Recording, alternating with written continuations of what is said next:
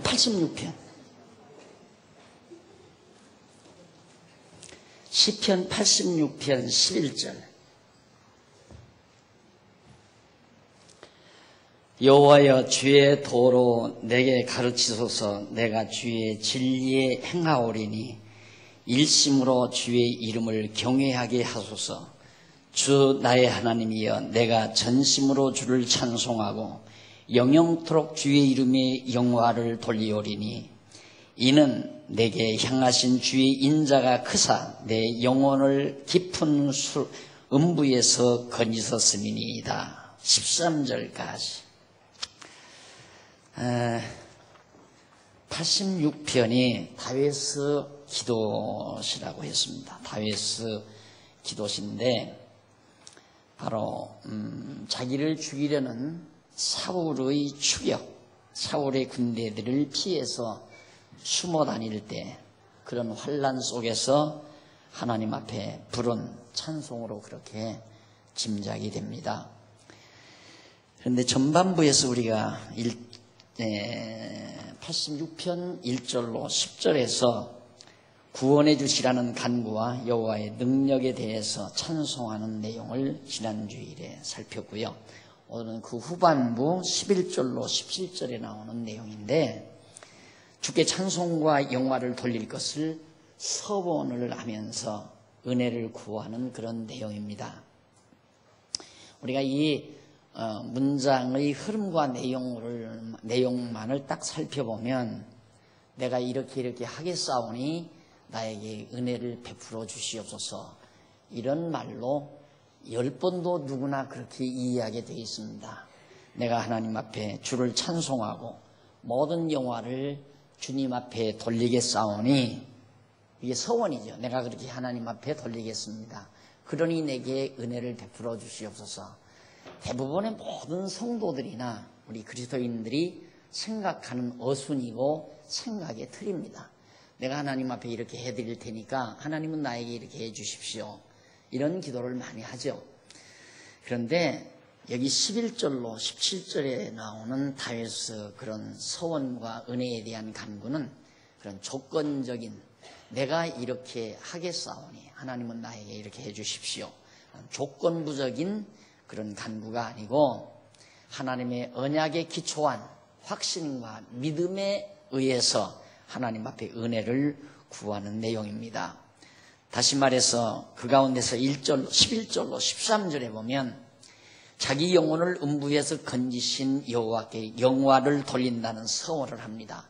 여기도 보면 우선 11절로 여호와여 주의 도로 내게 가르치소서. 여기 주의 도로 가르치란 말은, 이 주의 도는 주의 언약의 말씀으로 내게 가르쳐달라. 그러니까 주님께서 이미 정해놓으신 길, 그 도라고 그랬죠. 도, 주의 도, 주의 도. 주님의 도란 말은 주님께서 다윗을 위해서 이렇게 정해놓으신 길이죠. 길. 이제 하나님께서 창세전에 이미 이 영혼 안에서 다윗의 갈 길을 이렇게 정해놓으셨다. 그것이 주님의 도다. 누구를 위한? 다윗이 걸어가야 할 길. 그 길을 하나님 내게 가르쳐 주십시오, 그 말이죠. 그러면서 내가 주의 진리에 행하오리니, 여기서 주의 진리라는 말도 언약의 말씀, 진리, 이것이 하나님께서 정해놓으신 참된 길, 진리, 이 길을 내가 걸어가겠습니다. 나에게 하나님이 나의 정해놓으신 길을 가르쳐 주시면 내가 일로로 걸어갑니다, 그 말이에요. 물론 걸어가는 것도 주님이 걸어가게 하시는 거죠. 그러면서 일심으로 주의 이름, 일심이 한 마음으로 주의 이름, 그 주의 이름이 뭐냐면 언약대로 이루시는 여호와를 경외하게 하시라는 간구, 거기 나오죠. 자, 진리에 행하오리니 일심으로 한 마음으로 주님의 이름을 경외하게 하소서. 언약대로 이루시는 자 여호와의 이름을 경외하게 해달라. 왜? 하나님이 이렇게 만사 길을 정해놓으시고 이 길 가게 해주신다고 하나님이 언약하시고 언약대로 이 길을 가게 하시는 여호와, 그렇죠? 여호와의 이름을 경외하게 하소서. 여호와의 이름을 경외하게 해달란 말은, 여호와의 이름을 경외하게 하는 방법은 하나님이 언약하시고 언약대로 성취해 주시면, 이 길 정해놓으시고 이렇게 내가 너로 살아가게 할 것이다 라고 언약해 놓으시고 그렇게 살아가게 하시면 그런 여호와를 내가 경외한다. 그러니까 여호와를 경외하게 하는 방법이 언약하시고 언약대로 이루시는 길이라 이거죠. 그러니까 이 말을 간단히 함축해서 요약하면, 하나님이여 언약하신 말씀대로 이루어 주십시오. 그래서 나로 하여금 여호와를 경외케 하십시오 하는 그런 내용이에요. 이 1절 2절의 시기가. 그러면서 13절, 1절이 아니라 11절로 12절이 13절. 왜냐하면 이는 그 말이죠. 이는 내게 향하신 주의 인자가 크사 내 영혼을 깊은 음부에서 건지셨음이니이다. 이것도 과거 완료형을 사용하죠. 동사에서. 그러니까 깊은 수렁에서 나를 건지셨음이니이다. 그러니까 하나님께서 내게 정해놓으신 길은, 내가 살아가야 될 그 길은 지금 내가 사울에 의해서 깊은 함정, 고난의 함정, 환난의 함정 속에 내가 이렇게 푹 빠져 있지만은, 하나님이 정해놓으신 길은 이 함정에서 반드시 나를 구출해 주시도록 하나님이 정해놓으셨기 때문에 나는 하나님께서 구원해 주셨나이다. 깊은 음부에서 건지셨습니다. 건지실, 시간차로 얘기한다면 지금 미래니까 아직 건지지 않았으니까 건지실 것입니다 라고 노래를 해야 되는데, 이 예언이니까 그 성취의 확실성, 반드시 이루어진다는 확실성을 노래할 때는 히브리어에서 과거 완료로 쓴다. 내가 그 말씀 드렸죠. 그러니까 이미 나를 언약대로 건지셨습니다 이 말이에요. 아직 건지지 않았는데 하나님의 언약은 반드시 이루어지니까, 그러니 내가 여호와의 이름을 경외하게 됩니다 그 말이죠. 그러니 정말 이 시편 이 자체가 내가 늘 느끼는, 강의할 때마다, 시설을 강의할 때마다 이스라엘 민족을 향한 하나님의 역사 섭리가 그 시의 배경이 되거든요. 역사 섭리가 시의 배경. 그러니까 한 시인이 자기 시집을 쓸 때에도 자기 살아온 역사가 그 시의 배경이 됩니다. 그러니까 아주 가난한 환경 속에서 시련을 겪으면서 그렇게 살아온 문인이 쓴 시는 비교적 고달픈 사람들에게 참 그 생수 같은 그런 어떤 맛을 주는 시들이 많이 나타납니다. 그리고 고난 자체를, 고독 자체를, 괴로움 자체를 아름다움으로 승화해서 노래하는 그런 노래들, 그런 시들이 있기 때문에 그런 과거 개인의 역사를 지니고 있는 시인이 쓴 시는 그런 이들에게, 그러나 또 화려한 삶 속에서 살아온 이들의 그 시는 비교적 생활에 여유가 있고 살아온 과거가 험난하지 아니한 사람들에게 감동을 줄 수 있는 시들이 많이 있죠. 그런 사람들은 이제 자기의 역사보다도 상황, 자연이라든가 꽃이라든가 아니면 어떤 이 자연 환경 속에 나타나는 아름다움을 노래하는 경우가 많이 있고, 생활에 어려움을 겪은 시인들은 자기 역사를 시 속에 담는 경우가 많이 있습니다. 그런데 성경에 나오는 이 모든 시들은 이스라엘 민족사가 배경이 돼요. 그걸 배경 담고 보지 아니하면 시의 진리를 모릅니다. 특히 시편이 더욱 그렇죠. 그러니까 다윗이 이런 시를 읊게 되는 것은 이미 하나님께서 다윗이 일평생 어떻게 살아야 될 것인가를 이미 정해놓으셨단 말입니다. 근데 분명히 다윗은 곧 왕좌에 오르도록 하나님이 정해놨잖아요. 너는 이스라엘의 왕이 된다는 사실을. 그런데 사울이 지금 죽이려고 이 함정에 빠졌단 말입니다. 사울의 함정에. 그러니 누가 보아도 다윗은 이제 죽었구나. 사울에게 완전히 망했다. 이렇지만 다윗은 하나님의 언약의 말씀을 의지하고 반드시 그대로 이룬다는 걸 믿고 함정 속에서도, 그러니까 환난 속에서도, 지금 우리가 공부하는 시 내용이 어떤 파멸 중에서 환난 중에서 간구하는 시라고 나와 있죠. 84편부터 89편까지가 환난 가운데서 하나님 앞에 기원하는 찬양이다. 그런데 이런 환난 중에서 하나님이 나를 건지셨기 때문에 나는 여호와의 이름을 경외하리이다 라고 노래한다 이 말이에요. 아직 다가오지도 않았는데 건져서 이스라엘의 왕위에 오를 수 있도록 하나님이 해주실 것을 이미 정해놨기 때문에 그건 된 거나 다름없다. 다만 시간 문제지요. 시간만 되면, 때만 되면 반드시 사울의 함정에서 벗어나서 이스라엘의 왕위에 오르게 된다. 그러므로 나는 여호와의 이름을 경외하게 될 겁니다. 이런 얘기죠. 우리말로 표현하여 시간의 차서 따라 우리말로 표현하면 하나님이 나를 함정에서 건지실 것이기 때문에 나는 여호와의 이름을 경외하게 될 겁니다. 이렇게 노래할 수밖에 없죠. 그런데 이 계시시, 하나님의 언약을 믿는 계시적 차원에서의 시는 시간을 초월해버려요. 시간을 초월하고 아직 이루어지지 않았어도 이루어진 것이나 다름없이 그 확실성을 담아서 나를 함정에서 벗어나게 하셨으므로 나는 여호와의 이름을 경외합니다 라고 노래하고 있습니다. 자, 우리가 이 다윗의 시나 다윗의 시뿐만 아니라 솔로몬의 시, 시편에 나오는 이런 시들을 감상하고 있노라면 시간을 벗어난 느낌을 많이 받죠. 시간을 완전히 과거, 현재, 미래를 망각하는 듯하는 그런 느낌. 그래서 지금 내가 고난 가운데 빠져 있어도 하나님께서 나를 고난에서 건지신 역사 속에 내가 지금 담겨 있는. 그러니까 시기적으로 보면 우리는 아직 천국 못 가 있잖아요. 아직 천국 간 건 아니라 이 말이죠. 이 속된 세상에 우리가 살아도 이 속된 세상에서 벗어나 영원한 하나님의 품 속에서 하나님 나라의 기쁨을 우리가 맛보는 삶, 이 자체가 벌써 시간을 초월한 삶이 되지는 거죠. 독일의 유명한 신학자 바르트가 그 문제가 정리가 안 돼가지고 자꾸 바르트는 시간 속에 매여서 자꾸 이해를 하는 거예요. 그러니까 어떻게 이 시간 세계가 끝나면 그 다음에 영원한 세계가 오느냐. 영원이라는 것에 대해서 감지를 하겠는데, 감지라고 하는 건 영원은 시작도 없고 끝도 없는데 이 시간 세계가 끝나면 영원 세계가 시작된다?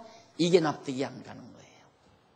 그래서 바르트의 신학자 바르트가 고민이 바로 거기에 있었습니다. 우리는 그게 좀 가능하잖아요. 그렇죠? 지금 우리가 시간 세계 속에서 속된 세속 속에 살지만은 벌써 이 시간을 초월해서 영원한 하나님 나라의 기쁨을 우리가 실제로 느끼는 거란 말입니다. 지금 다윗이 노래가 바로 그런 상태에서 내가 지금 아직 왕이 아니고 지금 사울에게 쫓겨서 함정에 빠져 있지만은 그러나 하나님은 나의 길, 나에게 정해놓으신 그 길을 하나님께서 가르쳐 주셔서 내가 알고 있고 가르쳐 준 대로 나는 반드시 함정에서 벗어나 장차 하나님의 정하신 뜻 따라 이스라엘의 왕이 될 것이므로 그렇게 하시는 여호와를 내가 경외할 겁니다 라는 얘기죠. 그리고 주 자기 하나님을 불러 여호와 하나님을 부르죠. 하나님이여 14절 하나님이여 교만한 자가 일어나 나를 치고 강포한 자의 무리가 내 혼을 찼사오며, 교만한 자 사울이죠. 또 그 무리들은 사울의 군대들을 가리키는 얘기고, 이들이 내 영혼을, 다윗의 영혼을 찾고 있다. 죽이려고 자기 앞에 주를 두지 아니하였나이다. 사울과 그 무리들 앞에 주 여호와 하나님을 두지 않고 자기의 욕망 따라, 자기의 욕심 따라 지금 다윗을 죽이고 자기의 왕권을 영원히 누려보려고 하는 욕심에서 지금 살기가 등등합니다. 참 하나님께서 인간의 내면 세계, 이 심리 세계를, 심리라는 게 있잖아요. 이 심리, 마음의 이치라는 얘기거든요. 마음의 이치가 왜 생겨나는가? 하나님이 그렇게 만들어 놨어요. 그러니까 내 마음에 분노가 생겼다. 분노가 생긴 데는 원인이 있어요. 내 마음에 서운함이 생겼다. 이거 다 원인이 있어요. 그게 뭐냐면 그 순간 하나님을 망각하기 때문에 그래요. 하나님을 망각하고 하나님 망각하니까 자기가 자기 욕심, 자기 위주로 자기 욕심을 부리는 거죠. 그렇게 되면 벌써 욕심이 들어오는 순간 서운함이 오고 분노가 생기고 미움이 생기고 짜증이 생기고 근심 걱정이 생기고 반드시 그렇게 돼 있어요. 그러니까 이게 이제 하나님이 만들어 놓은 심리거든요. 그러니 마음의 평강, 이 마음의 이 평강이라고 하는 것은 인간이 만들어내는 게 아니에요. 이렇게 돼야 평강이 오죠. 그렇잖아요.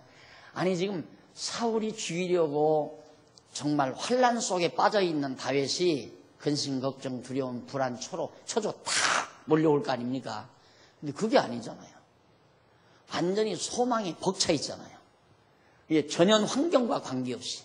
이유는 바로 하나님 여호와 하나님을 의지하고 언약의 말씀대로 이루실 것을 확실히 믿고 그 확실성 속에서 과거, 현재, 미래를 초월해버리는 거예요. 아직 왕위에 오르지도 않고 함정에서 벗어나지도 않았지만 그건 미래인데 미래가 오늘의 현실로 마음에 다가오는 거죠. 다윗의 마음속에. 그러니까 그 마음에서 평온한 마음이 다가오면서 그렇게 이루시는 여호와에 대한 찬양과 또 여호와에 대한 경외심이 그 마음속에서 일어나게 된다. 그래서 정말 이 성경에 나오는 진리 내용 자체와 우리 하나님이 만들어 놓으신 우리 심리, 인간의 심리. 그래서 인간의 심리를 인간이 이용하면 사기치는 데 딱 알맞습니다. 심리, 인간의 마음이 어디로 어떻게 돌아가는지를 알거든요. 그러니까 사기를 치려면 상대로 하여금 자꾸 근심하게 해야 돼요. 걱정하게 만들고. 당신 그렇게 살다가 늙어서 어떻게 올라오냐. 야, 늙으면 돈 있어야 된다. 당신 그 돈 가지고 늙을 때까지 살 수 있어? 자꾸 그렇게 근심 걱정하게 만들어 놓은 다음 당신 여기다 투자해라. 1,000만 원만 투자하면 2달 만에 2,000만 원 내가 반드시 주마. 그냥 넘어가 버리는 거죠. 그게 심리, 인간의 심리를 이용하는. 그러니까 이 교회도, 교회가 아니죠. 완전히 사기 집단이지만 교회라고 하는 간판을 걸고 사기치는 데는 성도들하고는 자꾸만 이제 그런 두려움, 공포, 그 다음에 욕심을 불러일으켜줘요. 이래야 잘 먹고 잘 산다. 하나님께서 이래야 복을 줘서 사업이 잘 된다. 몸이 건강해진다. 이런 식으로 자꾸 유도를 하면 인간 마음속에 욕심이 생긴다 이 말이에요. 그러면 걸려드는 거예요. 그럼 그렇게 하고 싶으면 충성해라. 그렇게 하고 싶으면 하나님 앞에 헌신해라. 누가 하겠어요? 그냥 걸려드는 거죠. 그냥 걸려들어요. 제가 나는 그렇게 하려고 빠져든 건 아니지만 마침 그 주변 사람이 판매 사업을 하는데 자꾸 한번 오시라고 해서 갔는데 강의를 하는 걸 내가 예배 드리고 나서 강의를 하는 걸 내가 들어봤어요. 근데 그런 식이야. 영락없는 인간 심리를 잘 이용해요. 그래서 자꾸 이 설교도 저는 심리학 책 같은 거 보고 인간을 다루는 방법, 인간을 대하는 방법 뻔하지요. 뭐. 만나서 친해지려면 자꾸 상대방 칭찬해주고 당신 멋있다. 야 어떻게 그렇게 아름다우니.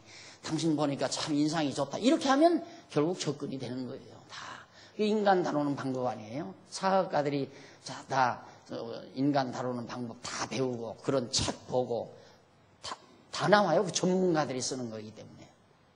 설교하는데 그게 다 그대로 적용이 된다 이 말이에요. 얘 신학교에 가면 심리학 배우잖아요. 인간 심리학. 난 그 심리학 배우면서 이야 완전히 사기술을 배운다네 그래서. 이 교회는 그냥 성경 내용이 이렇다는 것만 가르쳐야 돼요. 내가 그래서 계속 그걸 강조하는 거야. 성경 내용만 알려주어라.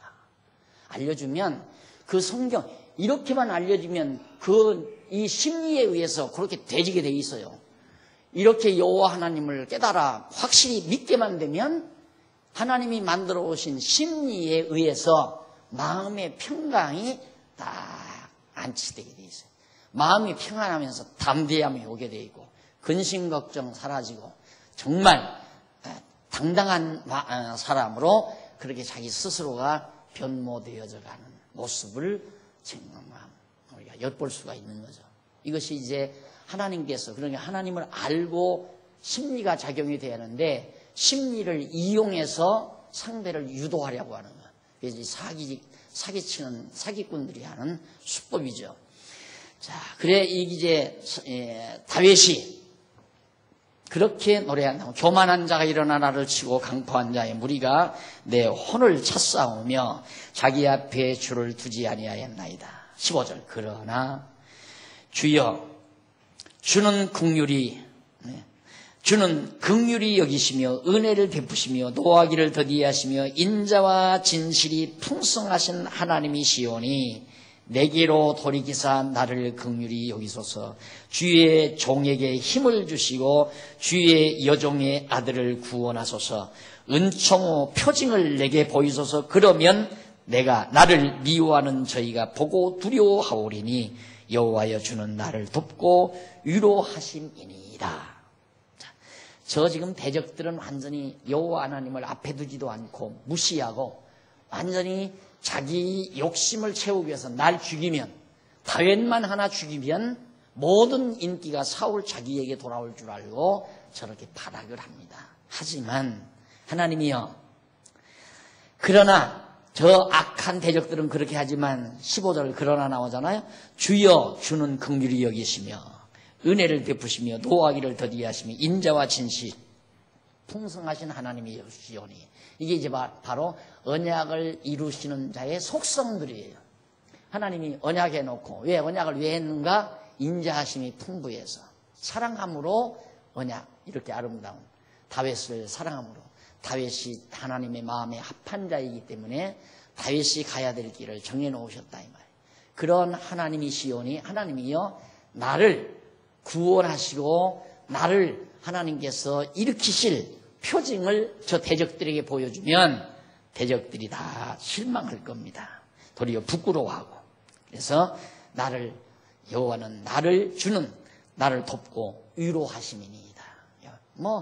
다윗은 확실하게 하나님이 자기를 위로하고 지켜주실 분으로 그렇게 믿고 이 찬양을 부르게 됩니다.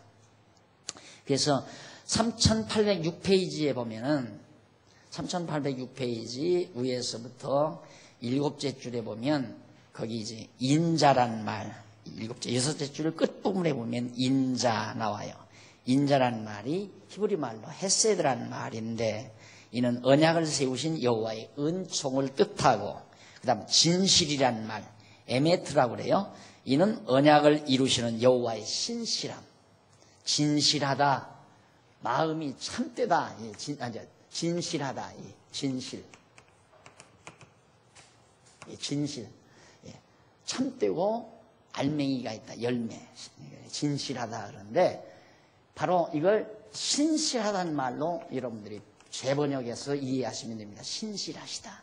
그러니까 하나님은 한번 약속하시면, 언약하시면 언약을 어기거나 잊어버리시거나 미루시거나 그런 게 없다 이 말이에요. 인간은 약속을 하고도 자기에게 불리하면 막 위반하잖아요. 어기지 않아요. 주먹을 내놓는 한이 있더라도 어기게 되고, 자기에게 불리하면 거짓말을 하게 되고. 근데 하나님은 정말 신실하신 분이기 때문에 믿을 수 있는, 이게 우리의 신앙이라고 하는 건 어디에서 나와? 하나님의 신실성의 기초에서 나오는 겁니다. 하나님이 신실하지 않다면 어떻게 믿어요? 그러니까 믿음이란 있다 없다가 되는 게 아니에요. 여호와 하나님의 신실성만 확실히 깨닫게 되면 안 믿어질 수가 없는 거죠. 안 믿어질 수가. 내일 아침 내가 3시에 오마 하면 그건 틀림없이 온다라고 생각하지, 늦잠 자다가 안 오면 어떡하나. 아침 3시가 아니죠. 새벽 3시에 온다. 약속하면 아이고 잠이 오라가지고 깜빡 잊어버리고 안 오시면 어떡하나. 이런 마음이 있을 수가 없어요. 믿어지잖아요. 근데 친구끼리 새벽 3시에 우리 만나자. 근데 걱정된다 이 말이야. 안 믿어지니까 2시 반쯤은 전화기를 돌리거나 핸드폰을 찍거나. 왜? 잠을 깨우려. 안 믿어지니까. 믿어지면 그거 돌릴 필요 없잖아. 반드시 새벽 3시에 만나자는 장소에 온다. 하나님은 그 신실성이 절대적이기 때문에 절대 믿을 만한 분이죠. 절대적으로 믿을 만한. 그래서 우리의 믿음이라고 하는 것은 하나님의 신실성의 기초에서 거기서부터 나오는 주어지는 하나님의 선물이에요. 하나님이 나로 하여금 믿게 하는 거지 내가 믿음이 좋아서 믿는 게 아니라 이 말이에요. 예를 들면 친구를 사귀었는데 친구가 나로 하여금 자꾸 믿게 만드는 거예요. 약속 한번 어기는 적 없지. 돈을 꿔달라고 해본 적도 없는데 돈을 꿔가면 반드시 갚는다는 날짜에 틀림없이 가지고 오지. 뭐 한 약속대로 어기는 법이 없어요. 그러니까 그 친구는 믿어져 버리잖아요. 그러면 내가 그 친구를 믿는 믿음이 좋아서 믿는 것이 아니라 그 친구가 나로 하여금 믿게 만드는 것처럼 하나님도 우리에게 믿음을 갖게 만드는 거지 내가 믿음이 좋아서 믿는 게 아니에요. 일반 교회에서 다른 교회 일반 보편적인 교회에서 교육받는 성의 믿음이란 내가 믿음이 좋아야 돼요. 그러니까 안 믿어지는 것도 억지로 막 그러니까 믿습니다 하려면 막 안 믿어지니까 믿어지려고 애쓰다가 보니까 막 고개를 내두르잖아요. 기도하다가 믿습니다. 안 믿어지니까 막 믿으려고 애쓰다 보니까 막 그 말하면서 고개를 내돌려도 그래. 무슨 말. 그럴 필요가 뭐 있어요? 그냥 믿어지는데 믿어지는 것처럼 쉬운 게 어디 있어요? 그러니까 믿음은 선물이지 내가 믿는 게 아니라 이 말이에요. 이 말 하나만 가지고도 한국교회가 뒤집어져 버려 하는데 안 뒤집어지잖아요. 그것도. 예, 그걸 모르니까 누가 그걸 알려줘야죠. 안 알려주니까 다 그걸 몰라요. 믿음은 하나님의 선물이다. 그게 무슨 뜻인지도 몰라요. 너무 쉬운 건데 상식적이고 그렇잖아요. 몇 번은 약속 어겨봐요. 누가 믿나? 절대 안 믿어요. 몇 번 약속 어기면. 예, 그래서 어른들이 야 사람은 신용이 있어야 한다. 신용이 있어야 한다. 은행에서도 보세요. 핸드폰 전화비만 몇 번 밀리면 당장 신용불량자 떨어져 버리잖아요. 예? 그러나 딱딱 제 시간에 1,000원이든 10,000원이든 50,000원이든 납부할 거 딱딱 제 시간에 막 맡겨버리면 완전히 신용불량자에서 딱 벗어나 버리잖아요. 그래서 딱 주민등록 내놓고 돈 50만 원만 빌려달라고 은행에서 탁탁 그냥 아무 보증 없이 딱 나오잖아요. 왜? 은행을 향해서 내가 믿게 만들어준 거예요. 그게 신용 아니에요. 그러듯이 하나님도 우리에게 당신을 믿게 하는 방법이 언약하시고 거짓말하지 않고 언약대로 반드시 이루어 주심으로 우리로 하여금 신실성, 하나님의 신실성을 믿게 하고 그것이 믿음의 바탕이 되고 기초가 돼서 내게서 하나님에 대한 믿음이 생기고 경외심이 생기는 것이다. 자, 그 다음 이제 넘어가서 3807페이지 양쪽 가로 2번 중간쯤 보시면 양쪽 가로 2번 찬송과 간구시입니다. 87편으로부터 89편까지가 찬송과 간구시예요. 그 내용 가운데 87편은 영광스러운 시온이 열방의 구원의 출처가 됨을 노래하죠. 거기 나오죠. 주보에도 나옵니다. 87편 1절로 7절 영광스러운 시온이 열방의 구원의 출처가 된다. 그 다음 88편은 1절로 9절까지는 부르짖음을 들으시기를 간구하며 고난에 대해서 애탄하고 그 다음 89편 내용 1절로 8절 그 다음 9절로 18절 쭉 그렇게 나오는데 그 모두가 종합하면 하나님 앞에 간구하는 시예요. 간절히. 그럼 간구는 뭐 어떻게 해서 간구가 나오는가 이것도 간구 하나님 앞에 이렇게 해달라고 구하는 거 아니에요?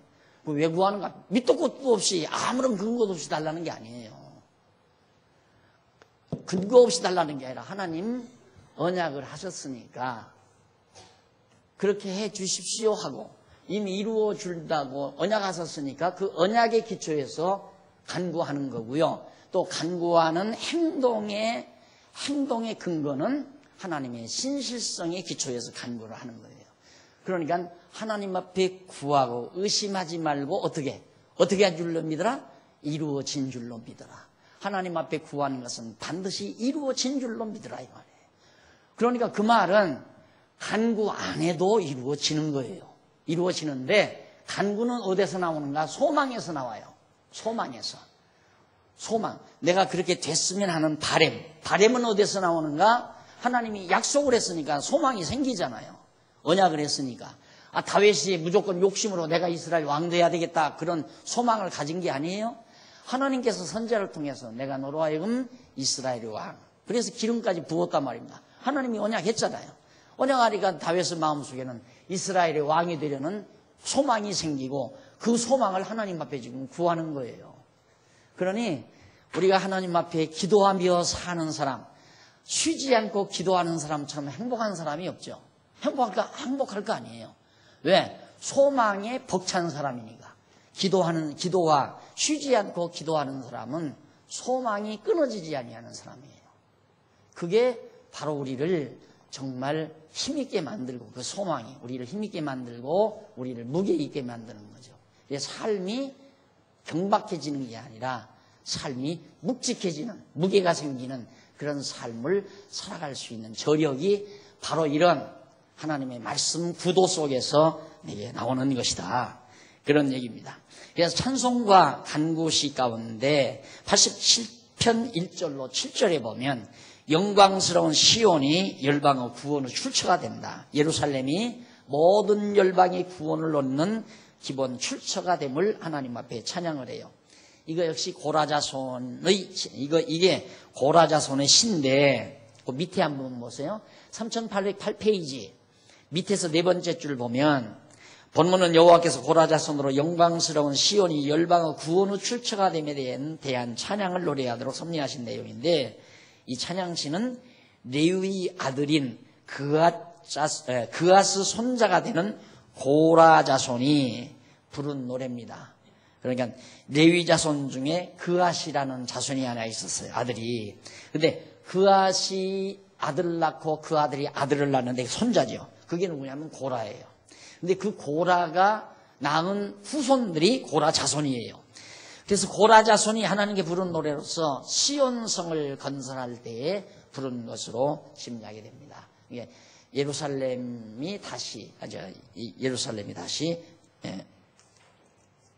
회복될 그럴 때, 그러니까 다윗이 왕 위에 오르고 다윗성이 이제 다시 세워질 때, 그때에 하나님 앞에 기도하는 시로 짐작이 된다. 사무엘하 5장 6절로 11절에 나오는 역사적 내용입니다. 그 가운데서 1절로 3절 3809페이지 나와요. 제일 위에 성산에 기지를 둔 시온의 문들에 대한 찬양을 노래합니다. 생각해 보십시오. 이제 다윗이 여기 왕위에 오르기 전에, 그 다음 사사시대 지나고 사사시대 이전에 광야 400년 있었잖아요. 그리고 이제 애굽에서 40년, 그러니까 한 400~500년 동안 고난의 삶을 살다가 가나안 땅 들어와서 한 200여 년 사사시대에 많은 고난을 또 겪죠. 그러니까 거의 다윗 이때가 바로 아브라함과 다윗 사이가 한 1000년 되거든요. 그러니까 하나님께서 아브라함에게 언약하시고 다윗 왕이 올 때까지 한 1000년 세월이 지나는 동안 많은 시련을 겪었어요. 그러니까 이스라엘 민족 형성사죠.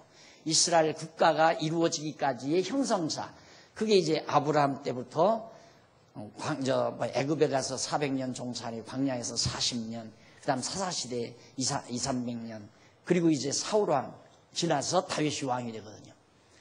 그러니까 한 1000년여 만에 정말 나라가 세워져 가지고 나라를 다스릴 수 있는 수도 서울, 성곽이 자리가 놓여질 때 얼마나 참 아름다웠겠습니까? 하나님의 언약이 이루어져 가지고 나라가 이루어질 때, 그때 이제 고라 자손들이 하나님 앞에 부른 노래다. 간단히 읽고 끝내도록 하겠습니다. 자, 거기 보면 성산은 시온산을 말하는 거죠. 그 다음에 4절로 7절, 읽고 가십시다. 1절. 그 기지가 성산에 있으며, 예루살렘이죠. 여호와께서 야곱의 모든 거처보다 시온의 문들을 사랑하시는도다. 이스라엘 자손들이 가나안 땅, 많은 가나안 땅들이 있지만은 그 가운데서도 예루살렘 시온성을 더 하나님이 소중히 보신다, 그 말이죠. 하나님의 성이여 너를 가리켜 영광스럽다 말하는도다. 예루살렘이 얼마나 영광스러운가. 그러면서 4절 내가 라합과 바벨론을 나를 아는 자 중에 있다 말하리라. 보라, 블레셋과 두로와 구수여 이도 거기서 났다 하리로다. 시온에 대하여 말하기를 이 사람 저 사람이 거기서 났나니 지존자가 친히 시온을 세우리라 하리로다. 여호와께서 민족들을 등록하실 때에는 그 수를 세시며 이 사람이 거기서 났다 하시리로다. 7절 노래하는 자와 춤추는 자는 말하기를 나의 모든 근원이 내게 있다 하리로다. 결국 예루살렘 도성을 통하여 주변의 많은 이방 나라들이 여호와 하나님을 알게 되고 하나님이 여호와임을 그들이 깨닫고 이방인들이 하나님을 경외하는 날이 오게 된다 하는 것을 지금 노래한 것이 호라 자손들의 노래입니다. 예, 시온이 이루어질 때 보이는 지상에 성곽이 하나 이루어질 때도 그랬는데 오늘 우리는 진짜 신령한 성전 예수 그리스도가 머리가 되시고 우리들을 통해서 영원한 하나님의 몸된 교회가 이루어지는 이 기쁨을 노래하지 않을 수가 없잖아요. 진짜. 그래서 제가 지난번에도 어느 그 연소회 때 그런 얘기했지만 일을 앞세우는 것이 아니다. 우리는 즐거워할 수 있는 일, 그러면 즐거운 일, 좋은 일이면 선한 일이면 즐거운 거거든요. 즐겁게 돼 있어요. 선한 일이란. 예. 물론 우리가 속된 사람이라면 선한 일이 아니고 악한 일이 즐겁죠. 야, 우리 은행 털자. 그러면 신바람 나면 흥분이 되잖아요. 야, 너는 어디서 망보고 나는 가서 막 이 열쇠 내가 잘 따니까 그걸 딸 테니까 너는 다른 일 잘하잖아. 딱 끄라고 튀어라. 넌 운전 잘하지? 어디에 딱 다치고 있다가 딱 하면 운전해라. 그 계획 짤 때 얼마나 신바람 나겠어요. 예, 그런 사람들은 그게 즐겁지만 하나님을 믿고 하나님께서 우리를 거듭나고 중생케 해서 하나님의 뜻을 기뻐하는 우리들에게는 하나님의 뜻을 따라 일을 만들어 하게 되면 우리가 즐거운 거예요. 일 없는 사람은 꼭 그렇습니다. 여러분 가정에서도요 아이들이 자기 일이 바쁜 사람은 자기 일이 바쁘면 짜증을 안 내요.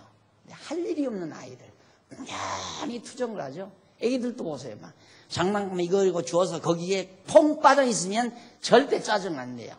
잘 놀죠. 그런데 할 일이 없으면 자꾸 짜증을 내요. 울고 칭을 내고. 그러듯이 인생도 마찬가지입니다. 정말 우리가 하나님 앞에서 아름답고 즐거운 일을 만들어서 열심히 할 때 우리 마음이 평안하고 즐거워하는 일. 그것이 곧 뭐냐?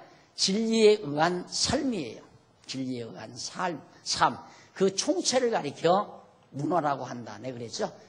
문화 생활이라는 게 뭔가? 일주일에 한 번씩 외식을 하고, 일주일에 한 번씩 음악 감상을 하고, 일주일에 한 번씩 무슨 영화 감상을 하고, 일주일에 한 달에 아니면 1년에 한두 번씩 해외여행을 다니고, 그것이 문화생활인가? 그게 아니다 이 말이에요. 문화생활이라고 하는 것은 진리에 의한 삶의 총체를 문화라고 하기 때문에 우리가 진리에 의해서 아름다운 일을 만들어 즐겁게 살아가면 최고의 문화인이다. 기도하십시다. 자비로우신 하나님 아버지, 은혜를 감사합니다. 오늘 또 다윗의 시와 고라 자손의 찬양을 저희들이 살피면서 정말로 여호와를 경외하며 사는 삶이 얼마나 고상하고 아름다운 문화인의 삶인가를 다시 한번 살펴봤습니다. 하나님 아버지, 아직도 우리의 마음속에 사악성이 있다면 모든 육신의 욕망 때문입니다. 이 모든 욕망 저버리게 하시고 마음의 진정한 평강을 이루어 땅 위에서도 비록 아직 시간적으로는 영원한 천국이 이루어지지 않았지만 우리가 시간 속에 있는 세속 생활이지만 이 속에서도 영원한 하나님의 나라를 맛보며 사는 최고의 아름다운 문화인의 삶을 살아가도록 은총 베풀어 주시옵소서.